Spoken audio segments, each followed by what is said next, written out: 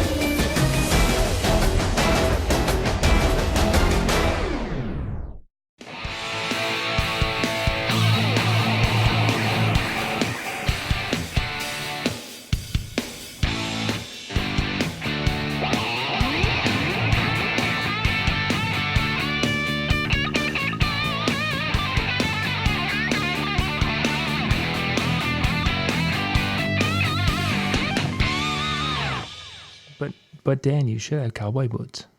If you're out there. Cowboy boots, make the man. Because these boots are made for walking. No. Oh my goodness. And I'm trying to figure out if there's a way that I can tie this back to everything. And there's no way to salvage this. You know what though? If I had cowboy boots, you all would be saying, who bought what? Who bought what? Good evening and welcome. That was good. Yeah, you brought that around. That's pretty cool. Good evening and welcome to the show tonight. We are a little bit behind schedule. It's what happens when you have kids and you do things. That's just the way life is sometimes. So sorry about that, but thank you for being with us and catching up with us. So tonight we're going to kick off. We've got our 5 things that Shani's has picked out from the different news things. We're going to talk about that for a little bit.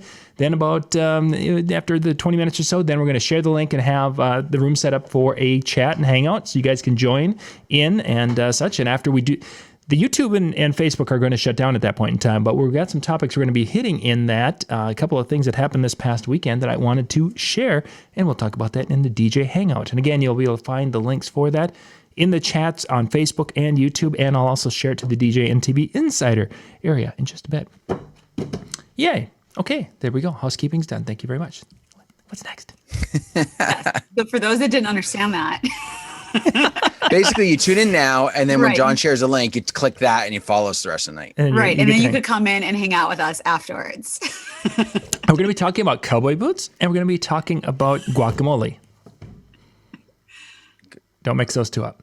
It doesn't taste good. No, you don't want to wear interchangeable. guacamole on your feet and your cowboy boots on your taco. What do you have for us tonight, Shani? Let's get into the top 5 stories of the week. Start with I got 5 on it. All right, number 1. For those that were into Soundswitch or even were thinking about Soundswitch or looked at Soundswitch, things might change a little bit for you guys, or you were on the fence about it because they were bought by Denon. So Denon bought Soundswitch, which might be a really good thing right now with them buying it, because as we know, it does work with Serato and it works with Virtual DJ 8. So that's a good thing for those people out there. And now teaming up with Denon, I think it's gonna, it's gonna make the vision of lighting a big deal with Soundswitch. And for those that really are like, what is Soundswitch? I don't know. But that's where we go to Dan. Dan. I'm gonna put it in like layman terms for people. And I know like my staff is gonna kill me for saying this because as people know, like I have a whole production staff. But if you don't want a lighting jockey, you don't need one with Soundswitch. So you can basically have you be your own lighting jockey with, Serato and virtual and everything. So it'll be interesting now that Denon acquired them, what's going to happen with the future. And I think some good things are going to probably happen with them teaming up in the boardroom and seeing what kind of creativity they can do with it. We might be able to go to a seminar that we understand. That was harsh. It was harsh, but come on. So when MJ came up with this on the mat last week, and the first couple thoughts that there was two big thoughts that ran through my mind immediately. One was, is this Denon and In Music's response to Pioneer's one that they brought on? And I apologize for not remembering the name, but Denon came out and this response, Pioneer came out with this response that was going to be part of Record Box, and there was going to be some new things that they were throwing out at NAMM, and it was like their own version, and a lot of people kind of got some hype on it. They're like, hey, it sounds like this is kind of pretty cool, and some people were touting it that was better, whatnot. So when I hear Denon comes out with this, I'm like, okay, is this a response to it? What exactly are we dealing with?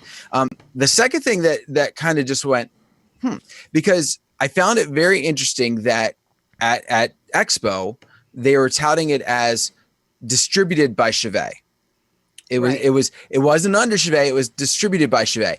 And then all of a sudden now Denon acquires it. And so I almost wanted to go, what happened there? Like at first when that happened, I thought it was, okay, they didn't want to be bought by anybody. Like that was a gut. I was like, okay, they're helping them distribute it. There's a little money being exchanged, I'm sure. But they didn't want to be bought. Now all of a sudden this happened. So it's like, did somebody over on the other side drop the ball?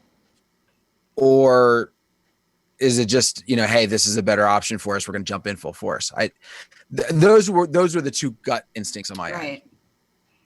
Yeah, it'll be interesting. We'll see what happens in the future with this.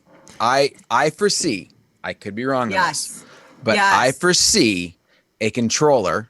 We'll call it the 9000 just for the heck of it. We like the 9000. That is coming. That will have the hardware for Soundswitch integrated into the controller. Agreed. I think so. That way it's one box, plug in, get everything. Yeah. Yeah. Or I think it's going to be somewhere in the software too. I think it'll be somewhere in the software as well. And I think some of these companies are starting to figure out that, yes, hardware, there's a value to hardware and you can sell hardware, but when you can sell subscriptions to software, and that's where the real money is going to be in software, where you can create something, and if you can sell a $10 a month subscription for the next 25 years type of thing, you're doing very, very well. So there could definitely be some side things going on with that, where these companies are looking at it. But I think, Dan, you hit the nail on the head. This was done as a complete response to Pioneer's device. And the response that people were giving it, I wouldn't be surprised if this was, they thought about it at In Music, but they didn't jump on it at first because they were like, yeah, well, let's see. But when people were starting to go gaga and saying, oh my gosh, I love that capability. Now, whether DJs really will like that capability or if it's just going to be a novelty, that's to be seen, because DJs sometimes will say, oh my gosh, it's the greatest thing in the world and I think everyone's going to love it. And then no one touches it. Right. That's how this goes. And they'll say, oh, if you make that, everyone will buy it. And they don't. That's why DJ conventions are flounder with, 500 people, is because everyone's like, yes, that's the greatest thing. And then they just don't do it. So it will be an interesting thing. Yeah. We'll see what happens with it. Good topic. Okay, you got it kicked off well. So what you got next? Number 2, the company Shure. For those that don't know, not only were they big with microphones, for those that didn't know, but a sad parting for people like me, which I actually didn't use their needles, but Shure will discontinue their Phono products effectively the summer of 2018. So that was very big in the news, that they just decided that they're just not going to make any more of their Phono products. And for those that kind of have been living under a rock for the last couple of things that we have been talking about, besides the recall of the Rain 12, but the phase and everything that's coming out, it's like, are we going to keep needing needles and things like that in the future? So, it's kind of on that like mountain.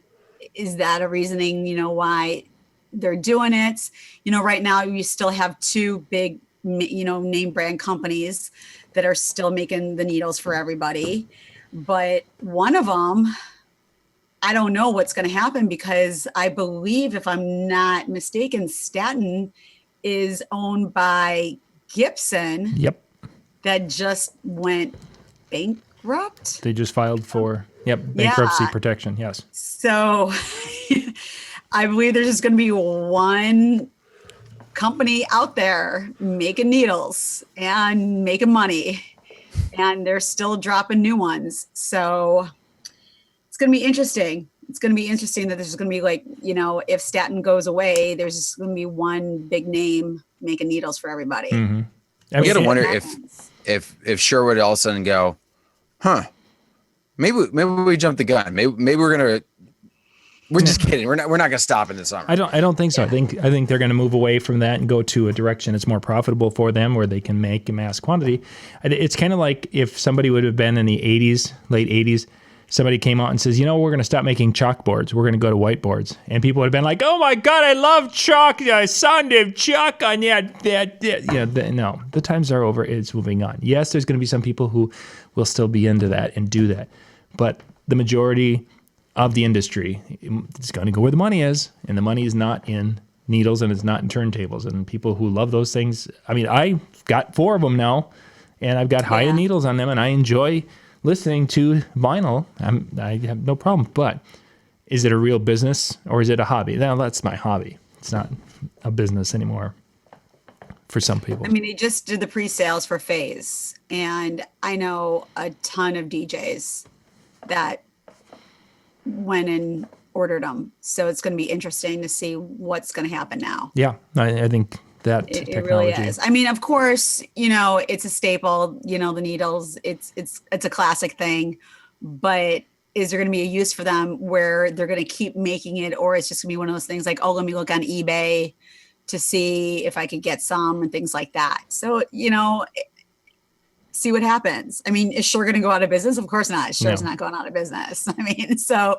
something like that of not making the Phono products is not going to put them out of business, considering they just did a new sign on their building and everything. So no. That's the best indicator. Because a sign on a building never is a sign of trouble. They put a new sign up now. So but then somebody could tell me that the signs, like the new sign was been up for 3 years, and I just never noticed it. Yeah, so we'll go. We'll go. It was the old logo. You just never recognized it. Right. I probably never just realized it when I drove past it that's been there for 3 years. But to me, it was new. All right. Topic number 3. What do we have? Number 3. All right, chat room. Do you guys know who Post Malone is? Rockstar. That is the question. Psycho. Post Malone. I was going to say Psycho was a big request at proms the last 2 weekends. Yeah. If you don't know who Post Malone is, you got it. You got to at least know at least 1 or 2 songs. And the reason why I'm saying this is because this is a big thing, and I'm going to make sure I say it correctly because I wrote it down. Post Malone, he broke the record for most top 20 Hot 100 hits at one time. And the reason I was like, okay, wait, what did you just say? And I'm going to say it one more time so you understand what I just said. He broke the record for most top 20 Hot 100 hits at one time. And he beat out, and I'll say this, and I want to see if anybody in the chat room can get this. And I'll give you guys a hint. He beat out a group that's had it for 54 years. How many hits does he have currently? He's got 9 songs in the top 20, but he's got 18 in the top 100. Whoa. Wow. So he's got 9 in the top 20, 18 in the top 100. This group, which I'm saying it's a group and it's not a person, the group had 6 songs in the top 20. And that was 54 years ago. So it's not even like, you know, they had 6 and he has 7. It's like he had 9. And like, and I'm not gonna lie, it's Post Malone. Like, I would love to say, I have nothing against Post Malone. I have nothing against Post Malone at all. But like, I would love to say, I don't want to say Pitbull, but I would love to say like another artist. Nothing against Post Malone at all. But yeah, okay, we got to cut. Hopefully you guys didn't Google Did you guys Google the chat room? No, 54, Of course they did. 54 years ago, everybody knows that Whoopi John the was first big one on the who scene. actually got it right was Sean. So yes, Sean got, and the answer is the Beatles. That is correct. The answer is the Beatles. So he beat out the Beatles. That's crazy. Post Malone. Now, if you guys remember, I don't know, maybe it was 2 or 3 weeks ago that I said, remember when I brought up the Yodel Kid from Walmart? Post Malone was the one that wanted to do the song with the Walmart Yodel Kid. So Post Malone's hot. You know, I'm not going to disagree that he's got some staying power, but what I am going to say is I wonder how much of this is related to Billboard's basically the new algorithm, the way they do it. Yeah. Yes. You know, I mean, this is not. He just dropped a sophomore album last week. So he just dropped that sophomore album, and that's what did it for him. I'm not going to lie. That's actually what put him on this. If he wouldn't have dropped that album, that he wouldn't have been on this chart at all, because I think he's got I think on that album, almost all the songs, he's got people with him featuring on that. So I don't know. I'm just saying. Was it this week or last week that Billboard announced how they modified their search or their rating system? I saw that come through. I feel like we talked about that about like a month ago, though. Or something. Yeah, I saw that they sent out an official press release on that, which I think we had talked about it too. But I think you're hitting it on the head there, Dan. That is utilizing social plays and such, because you just there's no way that it's getting that kind of radio play. Well, no, and you're not I mean, when you have an entire album that drops, I mean, it was very similar to what Drake did when suddenly the whole album went. You had Spotify, who, you know, like the entire album was in the top 15. I mean, it was just on Spotify, mind you, but so it was getting a lot of traction from that standpoint. But it was kind of like the old adage of people would get an album and they would listen to the entire album. Well, now it's being tracked. So now those songs are going to get more, they're going to get more play. They're going to get more credit, I guess, if you will. But I 2 weeks from now, I don't see half of those still being in the top, definitely in the top 100, but maybe, definitely not top 20. No. And yet the Beatles, their top 6 probably were there for 4 weeks, 5 weeks. Staying power. Yeah, it's a big thing. They were singles that were released, not an album that people wanted to listen to the whole album. Yeah. Yeah. I mean, wait till like Migos comes out with a new album, and wait till, like I said, when Cardi B came out with her album, that hit like crazy. I mean, wait till Migos, wait till Future, wait till, like I said, Nas is going to drop his album. I mean, it's crazy.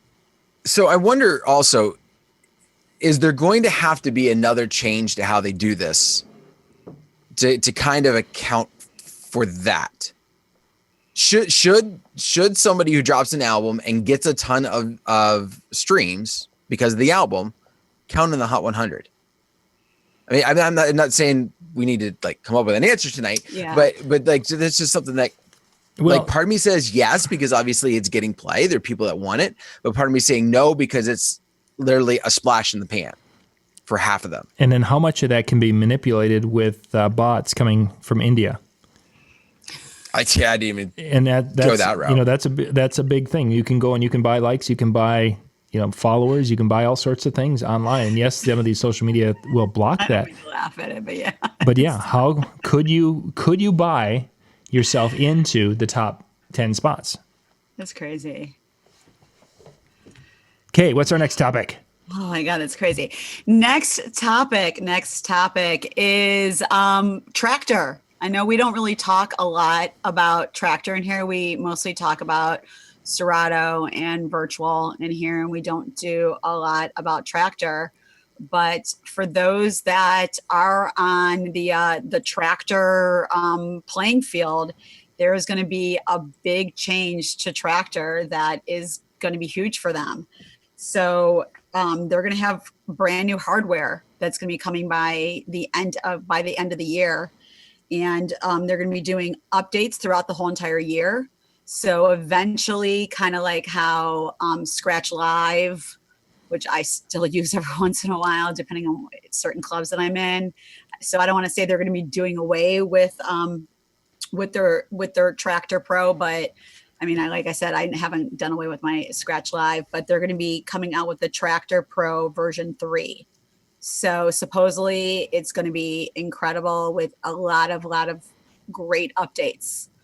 And they've really been putting a lot of work into it. So for Tractor people, has Tractor gotten to the point where they can do videos yet? Have you heard? I don't think they can yet. That I don't know, because I mean, even with Serato video, I use Mix Emergency because I think it's a better quality. Nothing against Serato, but even with that, I like Mix Emergency better. Yeah. So probably with a lot of my Tractor friends, they probably utilize something else. Utilize another program like I do. So they're going to be coming out, and they've also discontinued the Control D2 and the S5, like they're little smaller controllers. Mm-hmm. So they're really going to start coming out with some bigger and better things for the DJ game for people that use Tractor. So my understanding, if I'm not from what I've been hearing, kind of through some Reddit type things, is that Serato people are feeling like Serato's kind of in a holding pattern right now. Yeah, and that meant that Tractor is really pushing hard. And we had talked about it, that we expected Virtual DJ to come out with something to control lights and such, and as part of their world to get their 10 seconds of fame, what have you. So this could be Tractor jumping at this opportunity. Yeah, I mean, people who DJ on Tractor, they friggin' love it. They swear by it. I mean, I know some incredible international DJs that's all they swear by is Tractor. So this, and then they're like, well, maybe I'll switch over to Serato. I don't know. So this might be the willing, power for them to stay with the Tractor program because of whatever updates and craziness is going to happen for their, version 3 of Tractor Pro. Yeah. We'll see what happens. Okay, was that 4? That was 4, yes. Okay, we have one more. All right, drum roll, please. Number 5. All right, chat room. I'm going to give you guys another little question for your brains. Hopefully, you're not using Google again or your little Safari or whatever. They will. On there, I hope you guys aren't, because you're real DJs that know stuff. All right, this is a Michael Jackson question. Yay, Michael Jackson. For those that don't know, there is going to be an item up for auction from Michael Jackson, and it is going to be his signature shoes that he first did the moonwalk in. So my question to the chat room is, where did he first do that signature move? Oh. Where was it? David's answer, C. C. Yes. Despacito. You are correct. Yeah. So where did he do that signature move that just everybody went crazy? And this was before the whole internet and social media. Just think if he would have done it with like social media, that would have been huge. That'd have been huge. It would have. They would have been sharing. And if you could tell me the year. Around the year. I mean, if you give me the exact year, I know you Googled it. But if you guys can tell me the year. It was not the Grammys, Jimmy. American Bandstand is incorrect. What about Robin and Howie's answer? Oh, I'm sorry. Apollo. Mark. Yeah, I figured. Mark, you got it. It is correct. Mark got it. It was the Motown 25th anniversary event, if you guys remember. That's where he did it. Do you guys know what year that was? Probably not. Well, Mark does. Mark, you were off by 1 year. I thought it was 83. 1983. Yeah, Mark, 83. you get 10 bonus points for that. Because, I had to run out and buy my moonwalk pants after that. Yes. Well, his moonwalk shoes are up for auction. That is correct. Now, can anybody tell me what song I'm just going to keep asking all these questions because then you're going to tell me like what song the moonwalk shoes are happening for, because that was like a huge thing too that he did that. While you guys are doing that, I'm going to tell you how much the starting bid is for those shoes, just in case you're like, I want those shoes. I'm going to get them. Tell me when they're going for auction. I want to be there. You ready for this? Starting bid, 10 grand. Actually, I to be honest with you, I expected much more for a starting bid.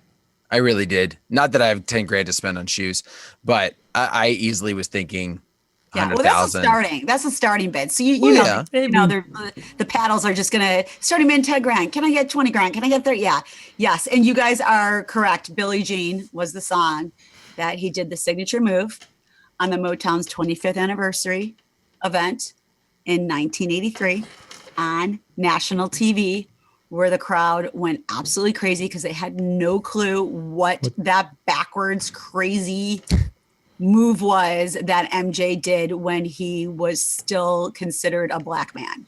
I said it. That's correct. Whoa, no, we just went there. Okay, now we're just alienating. Where was that mute button? The Pepsi commercial. Yeah, where's that little You guys remember delay? what happened in the Pepsi commercial too? Haircut on fire. Yeah, haircut on fire. That's because he used that So Glow from America, coming to America. Anyways, okay, so yes. So if anybody has an extra 10 grand and they would like some shoes worn by MJ with the Not Michael Joseph. Different Different MJ. MJ. Not that MJ. Although MJ might try to sell his for 10 grand. If you are dumb enough to buy them, I'm sure he would part with them. He'll throw in a light or something. He might even give you a Smedium shirt too. He might give you a Smedium. Oh boy, that could be pushing it. Maybe for $10,001. Yes. There you go. Yes. So there you go. That's I got 5 on it. Awesome. Yeah. Good. I think I'm most excited of the 5. I'm most excited to see what happens with the Denon thing. Oh, really for sure. Yeah, we'll see what happens with that. Definitely, we'll definitely see what happens with that. I mean, with the Shure thing, I those weren't the needles that I bought, so I don't need to worry about that. Yeah, I think at DJ Expo it's going to be, because really that's the next industry thing, and that's in the backyard of Denon within music and things. I think we're definitely going to see a little excitement around that. We'll be, we'll follow through with it and see what happens with all these products. Yeah. Great stuff. Well, that is our 5 topics of the week that Shani picks out, and we talk about each Monday night. We're going to share the chat rooms here, links in just a second. That's going to be the live chat. You guys can come on in and join us. We're going to chat about a couple more things that we're going to be talking about, and we're going to be shutting down the YouTube and the Facebook chat. So we're just going to pop those out there. Again, thank you guys for watching and being with us tonight, and we will catch you in the live chat, or we'll catch you next week. Good night.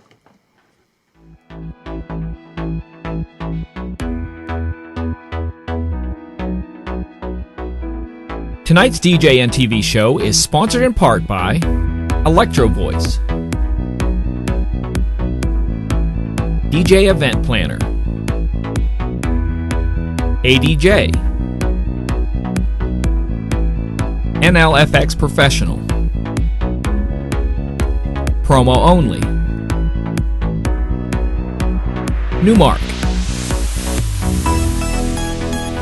and DJNTV Insider.